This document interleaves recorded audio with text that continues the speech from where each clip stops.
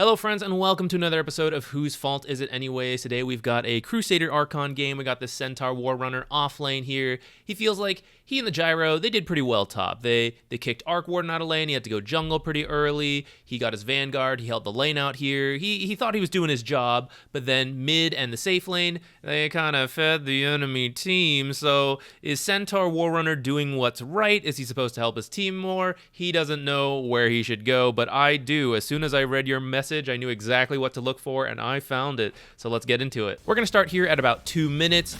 You can always work in your last hitting. I'm not going to talk about it too much, right? But there should be some practice there. You're going to find this first blood on Arc Warden, which is great. This combo with Gyro is awesome, right? Rocket or Stomp first into the other one. You both have high damage spells. Easy kills like so when they step out too far. You have now gotten a good chunk of gold here. That was first blood, 500 gold about over this Arc Warden. But you haven't spent any of it yet, so all of this advantage is just theoretical right now because it's sitting here. Now, you were saving up for the Ring of Health, so that's fine. You just shot up from like 500 or 600 all the way up to 900, so that's more than enough gold now. Your courier should already be up here. As you get close to like 500, 600 gold, go ahead and send the courier to the side shop. If you're really worried about it getting killed, send it to your tower, and then when you have the money, send it to the side shop, buy it, and bring it over to you. That way you get it as fast as possible without ever having to leave the lane. Oh, Zach, I'm not very good at micro. This is really easy. Make sure you have your courier bound to a hotkey or press this button down here. I have the 5 button set to my courier. You will click it. That will select your courier, and it's got this ability, Secret Shop here.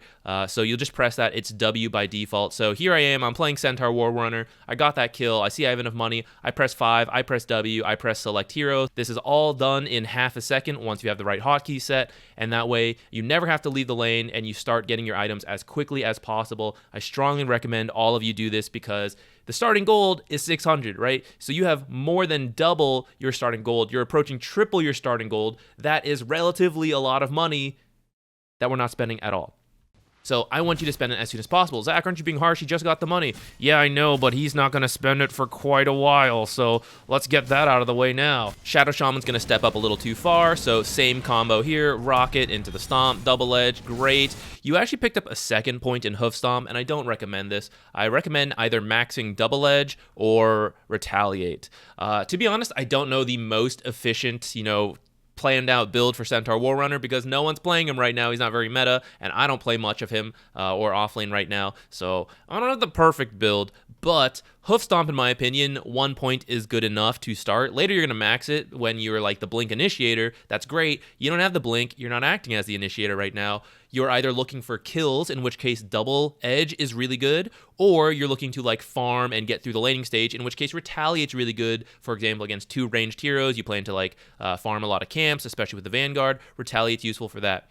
Either one I'm okay with. In this game, you're playing with a Gyrocopter. We're seeing the kill potential, so I'd love Double Edge. Double Edge does damage to me. I can't sustain that. Wrong. Centaur Warrunner can sustain it, and in fact, it's pretty much his whole gimmick. He has 7.7 base HP regen, which is the highest in the game. Most heroes start with something between 2 and 3. What does that mean? It means if Double Edge is level 2, probably does about 200 magic damage. Let's bring that down to 150 once the base magic resistance is factored in. So for you, after you Double Edge hurt yourself 150 damage, takes about 18 seconds to regenerate when you have about 8 HP regen, and if you have that Ring of Health up to 13 HP regen a second, then it's down to about 11 seconds to regenerate all the damage you do to yourself. For the enemies, let's say they have 3 HP regen per second, that's about 50 seconds, so a lot longer than you. So you can casually use Double Edge just to harass, but in a fight, it's only 4 seconds, which means you can hit them with about 200 damage or 150, and then hit them again with it,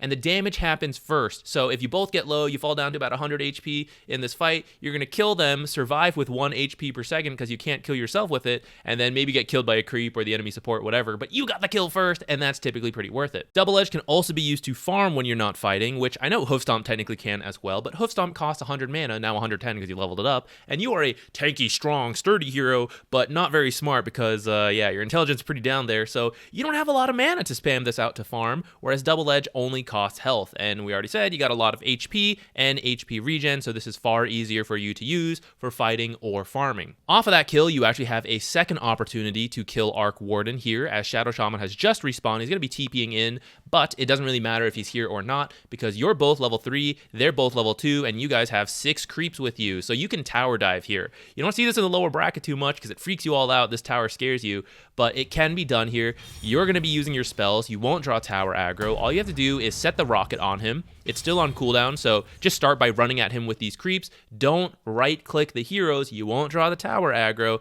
Get close to them and then just cast your spells. You guys do insane amounts of damage. You've got Hoof Stomp, Double Edge, that's about 300 alone. He's got Rocket Barrage level 2, that's 360 on its own. And then, you know, the Homing Missile, another 90. This guy's only got 700 HP, so spells alone have almost killed him, let alone, you know, a couple auto attacks at the end, and then some of the creeps to do some damage. You can fortify them as well if you want to be really high level. So this is a very easy follow-up kill in my opinion, and then probably kill Shadow Shaman a second time as well if he tries to stop you. But instead, you're going to go finally run back to buy your Ring of Health, which is what the courier should have done, and then he's going to do a pull. So these on their own are not like bad things to do, but I hope you can see that there was a better opportunity, and the Ring of Health, like, you shouldn't even have to do this. The courier should be doing it for you, and you should never have had to leave the lane. Even without going for a kill, because Gyro's on a different page than you could follow this Arc Warden and deny creeps in front of him, and then back out as the last one dies. In the beginning of the laning phase, you want to do what you're doing right now, which is to pull the lane back and then balance it out here. This is going to get you the last hits to get the golden XP you need to hit your timings. For you, it's the Vanguard. For most offlaners right now, it's the Vanguard.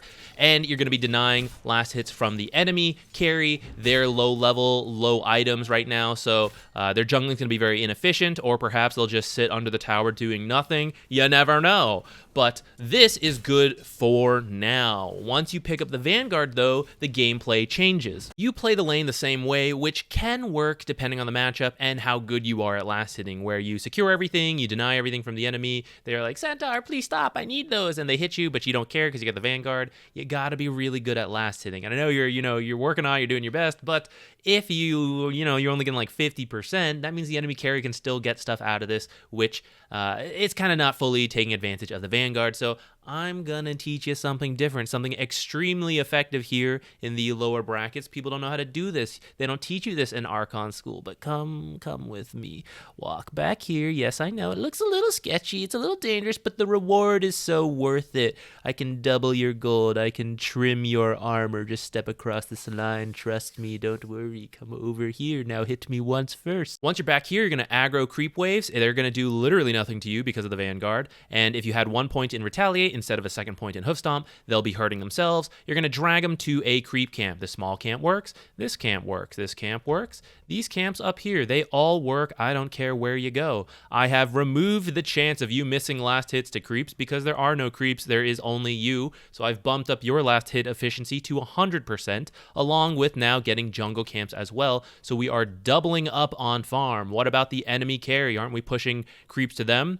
Well, even if your team's doing nothing about it, the enemy carry, probably about as good as last hitting as you are, which means he's getting about like 50% under the tower, or your 4 support is there harassing him, making him miss denies, and, you know, the enemy carry, ranged, even worse because they don't have damage block, but even the melee ones, they're probably not building a Vanguard like you are, so while you take no damage from tanking an enemy creep wave, they have to tank 4 creeps, and they're going to get whittled down. Your core, or your support, could also do a pull to drag the enemy creeps, or drag your creeps away from the enemy, and then you just connect in, whether they're under the tower, you do a dive like we talked about earlier, or they come out here to contest this hard camp pull, and you just come over and you fight, and now you can kill them out here. Depending how good you are at this, you can easily get to like 5,000 to 6,000 net worth at 10 minutes, which is a ton for this bracket. It is a little dangerous, I know.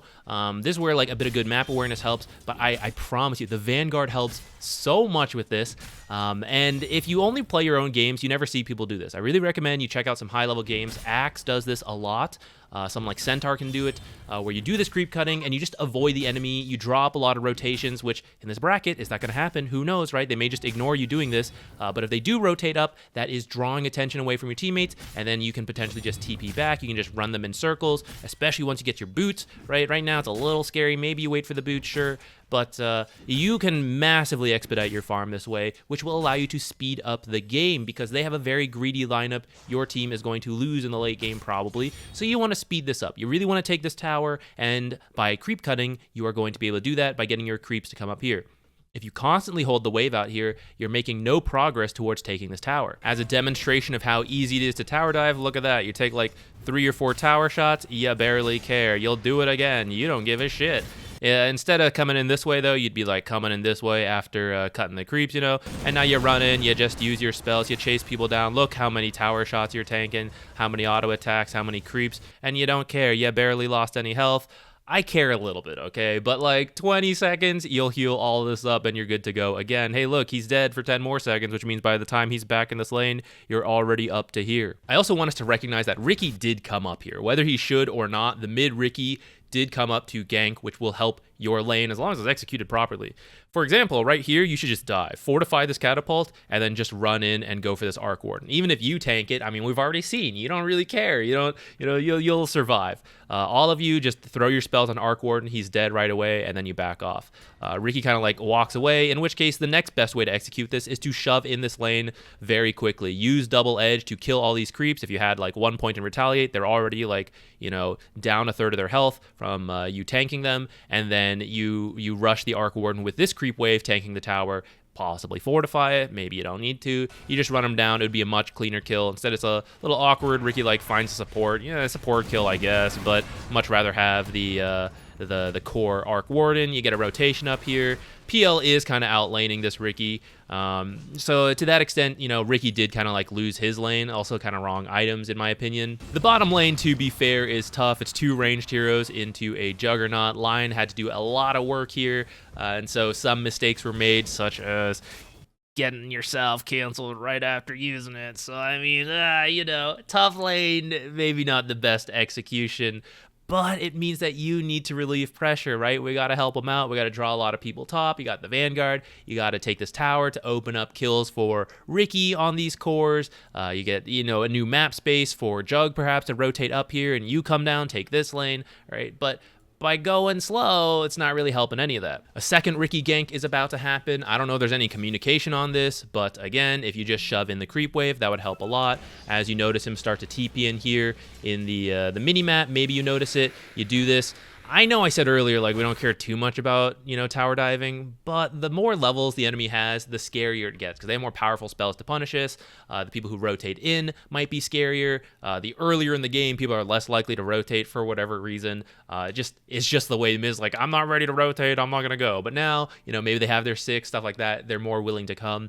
So tower dives, as you get further in, become a little more dangerous. It's still doable, but let's just make it as easy as possible on ourselves. Either shove in the wave, or maybe we creep cut so they got whittled down by the creep. So instead of a full health 2 enemy heroes, they're like down to like 2/3, something like that. Anything to make it easier for ourselves, because although you guys get this shaman kill and you do kill Arc Warden before you die, you just draw enemy heroes up here. This dive takes so long that they end up getting a triple kill on your team, which, not the best. Sometimes it happens. I don't want to be like too worried about it. But anytime we, get kills and then give away kills, it is kind of hurting the lead we're trying to build, which as a whole, your team is a little bit behind right now, but you were doing pretty well. And so if you had further expedited yourself in terms of like getting more farm from the creep cutting, from the jungling, maybe you've already got phase boots here, and then maybe you don't die, you get this kill a little more cleanly, and then, it's all just snowballing from there. So to me, this summarizes the mistake you're making, which is like a misconception of what your job as the offlaner is, at least in this particular game,